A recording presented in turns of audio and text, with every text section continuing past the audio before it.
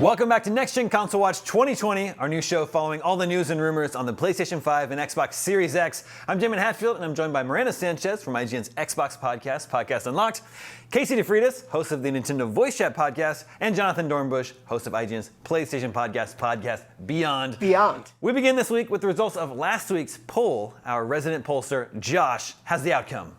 Thanks, Damon. Last week, we asked the IGN audience for their thoughts about Nintendo not pushing a new console this year. And while there were some that were interested in a potential Switch with better hardware, a significant majority of the audience are totally satisfied with just the current Switch and Switch Lite. But hey, I'm just a numbers guy. What do you guys think about that? Yeah, I was a little surprised. I mean, we knew that Nintendo doesn't have new hardware coming anytime soon, but I didn't think that would stop people from wanting new hardware. Casey, were you surprised at how few people want next-gen Nintendo hardware? I wasn't incredibly surprised about not wanting a totally new console, but I was surprised about the lack of people who want at least a Switch Pro. I mean, that might be personal bias because I personally want a Switch Pro because I want an excuse to buy another one, but that's just me. With Nintendo sitting out this console transition, is it in danger of falling behind Sony and Microsoft? Is the Switch going to feel very dated next to the PlayStation 5 and Xbox Series X? As much as I love the Nintendo Switch, I have to be kind of honest.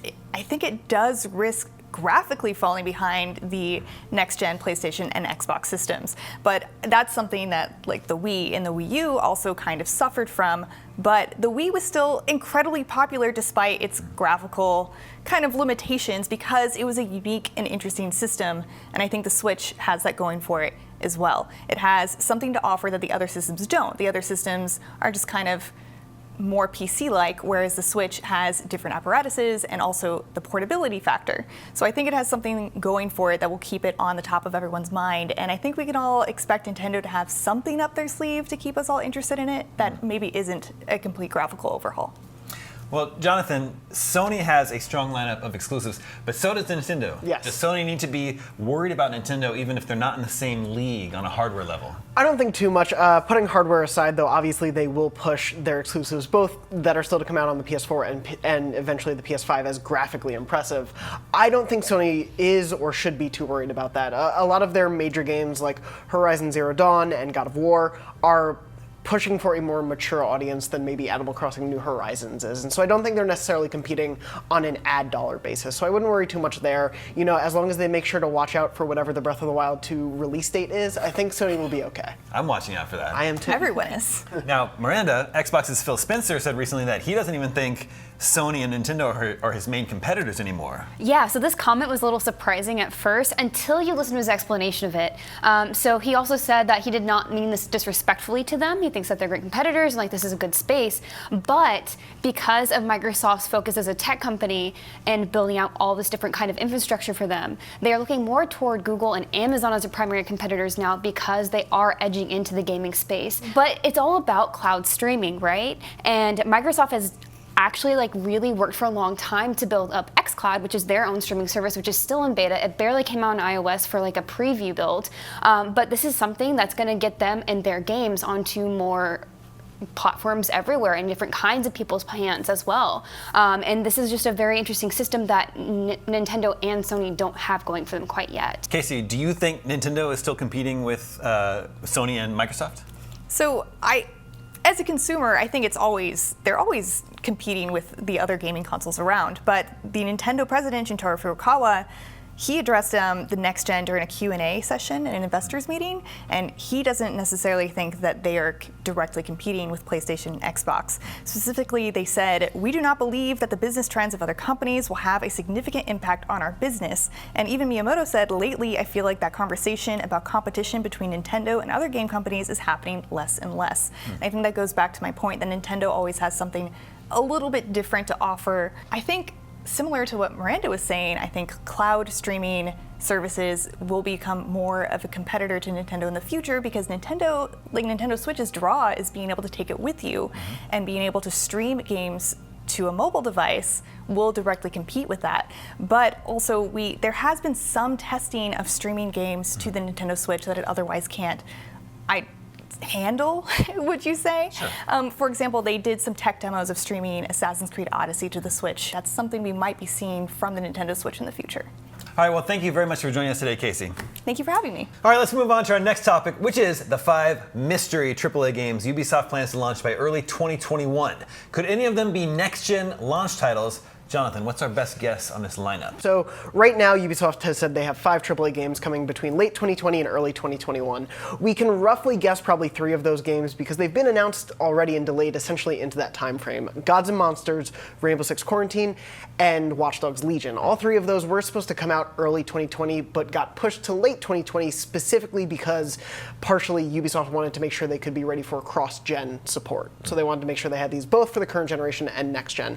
So I think those are 3 safe bets. At least 1 or 2 of those is going to come out this year before we get into 2021. So I wouldn't be surprised to see any 3 of those as a launch title. What if Assassin's Creed comes out this fall? Could that be a launch title, a next-gen launch title? Yeah, I mean, it's pretty much confirmed at this point, but not really. And so that's absolutely something that could be on the list, but that still leaves a mystery 5th. So it's like the 4 games that we're kind of counting on. Ubisoft has so many options for that 5th title. We haven't seen Prince of Persia in a long time as far as like a full expansive game. Rayman's been very quiet. We could do a full Splinter Cell. So there's a lot of options for them to choose from as far as these next-gen titles that they can bring back and really revitalize in a new space. All right, that brings us to next week's poll. Our question to you is, what unannounced next-gen Ubisoft game are you most excited for? Splinter Cell, Assassin's Creed, maybe Far Cry? Make sure to vote at IGN.com and we will share the results with you next week. And finally this week, Sony has filed a patent for an AI tool that could point players towards microtransactions if they get stuck in a game. One example is if you're stuck on a boss, this AI could say, hey, 80% of players are able to beat this boss after they purchased extra sword damage from the in-game store. Would you like to purchase now? I think the idea rubbed a lot of our audience the wrong way. Jonathan, how did it rub you? I don't like that question, and I don't necessarily like the idea of more microtransactions, Damon. So obviously this is a patent, and we don't know what the full extent, if it will ever be implemented, will actually be. But taking it at what we can read from the patent filing, I think it rubbed a lot of our readers the wrong way, specifically because it's so reminiscent of the mobile game market and the way free-to-play games have risen up in that market. Specifically, you know, there's a lot of free-to-play games where you pay nothing up front, and then as you get further into the game, hey, maybe pay $2 and you get a few extra lives. Or are you having trouble on this level of a game, pay $1 and you can get an extra boost. We see that a lot in mobile games particularly. Well, Miranda, if this feature does become a reality on PlayStation 5, should Microsoft incorporate it into the Xbox? No. I mean, as it stands, it sounds more like they are kind of aiming this towards microtransactions, and I think we're reading a lot into that because it says buy now on the screen. Yeah. That could also, if we want to kind of give them some leeway, allude to an in-game store with in-game currency that you have earned and say, oh, maybe you didn't pick up this item. I think, as it is again, I don't really see how an AI can really help that much just by saying buy this, because that's not all there is to strategy. As someone who works on IGN wikis a lot, there's so much more that goes to beating a boss than just getting an item, and anyone who plays games will also know that there's like a lot of strategy involved. So I'm sure if this is an AI that is a little bit more comprehensive, then maybe it can do that. But as it stands, it seems a little strange. And as Jonathan said, we don't want anything that seems anywhere near like recommending microtransactions or anything that kind of replicates anything with the free-to-play mobile market. There's a lot of great free-to-play games out there that do it right, but there is a lot of kind of predatory behavior we see in that, and I don't really want to see that happen with console games. That being said, there are things you can purchase to get boosts in your games now that people kind of forget. For instance, with Call of Duty, always has some sort of tie-in with like any sort of soft drinks or junk food, sometimes even socks. You never really know where they're going to go with it, but there's a lot of things that you can get to get a little temporary XP boost for multiplayer. Another actually big in-game campaign story settings situation we saw with XP boost was with Assassin's Creed Odyssey. We could pay $10 to get a 50% XP boost permanently. So that is a thing that does exist, and how that was successful, we don't really know. There's kind of a lot of different opinions on how people liked that being an option, but I don't think that's something I would like to see implemented across all games, just because, you know, you're playing a game to play the game, and I guess if you're one of those people who has like the money but not the time, then you can invest in that instead. But it seems a little bit of a weird thing, and I do worry a little bit that implementing something like this could mean some changes for developers. Say that they really want to implement this AI, and if it is kind of geared towards microtransactions, and they could say, hey, make sure you have this thing that could be sold here. And we definitely don't want to see that. Yeah, that's a really good point. Yeah, I think the idea of building game help into a console's ecosystem is interesting, but if they're going to use it to sort of direct players towards purchasing microtransactions, yeah, that one I don't know so much about. But that will about do it for this edition of Next Gen Console Watch 2020. Thank you, Miranda, Jonathan, Casey, and Josh. We will be back next Friday at 6 a.m. Pacific, 9 a.m. Eastern with more PS5 and Xbox Series X news. See you then.